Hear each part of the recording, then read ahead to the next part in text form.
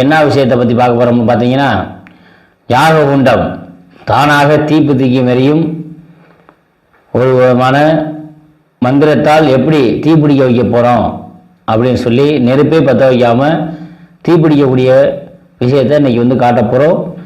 இதை நீங்கள் பார்த்து அனைவருக்கும் பயனாக இருக்கும்னு சொல்லி வேண்டி விரும்பி கேட்டுக்கொள்கிறோம். இப்போ இதை நீங்கள் பாருங்கள். யாக குண்டத்தை பார்த்துட்டு ஏதாச்சும் பொருள் இருக்கான்றதை நீங்களே செக் பண்ணிக்கோங்க.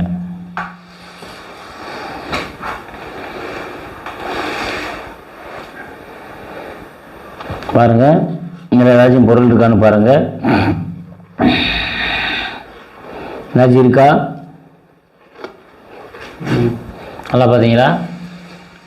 எதுவும் பொருள் இருக்கா? இப்போ பார்த்தீங்கன்னா சூடம் வைக்கிறோம். சூடம்